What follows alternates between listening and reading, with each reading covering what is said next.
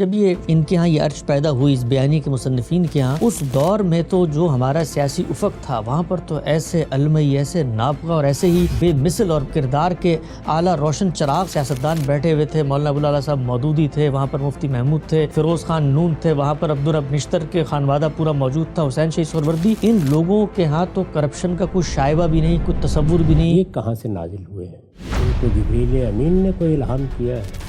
یہ عرش بری سے مقرر کیے گئے ہیں؟ ان کی یہ کوئی حیثیت ہی نہیں۔ ان لوگوں نے یہ احمقانہ بیانیہ ترتیب دیتے ہوئے، جس کی نہ علم میں کوئی بنیاد تھی، نہ عقل میں کوئی بنیاد تھی، سیاست کے میدان تربیتی کا خاتمہ کر دیا۔ ہم تو یہ سمجھتے تھے کہ وہ ہم سب کے مشترک ہیں، لیکن پھر عوام کے ایک دھارے کو پتہ لگا نہیں وہ تو مذہبی جماعتوں کے ساتھ ہیں، نہیں وہ تو اس وقت لبرل جماعتوں کے ساتھ ہیں، تو یہ پولرائزیشن جو ہے اس نے بھی اس ادارے کو کمزور۔ کوئی عزت نہیں ہے، کوئی وقار نہیں رہا، لوگوں میں کوئی حقیقی احترام نہیں رہا۔ اب تو آپ کو احترام قائم رکھنے کے لیے آئین کی شقوں کا حوالہ دینا پڑتا ہے۔ پھر یہ لوگ کتنے کمزور ہو جاتے ہیں، کتنے پست ہو جاتے ہیں، پھر ان کا رد عمل کتنی پستی کا رد عمل ہوتا ہے، پھر یہ کس طرح کے اقدامات کرتے ہیں، پھر ان کی زبان لڑکھڑاتی ہے، پھر یہ اپنا دفاع کرنے کی پوزیشن میں بھی نہیں ہوتے۔ انہوں نے تو حقیقت میں ہمارے ملک کے سب سے بڑے ادارے کو اس بیانیے سے اتنا نقصان پہنچایا ہے، صرف سیاست کو نقصان نہیں پہنچایا، اپنے ادارے کو بھی تباہ کیا ہے، اور اس کے ذیل میں عدلیہ کو بھی بالکل آبرو باختہ بنا کے رکھ دیا ہے،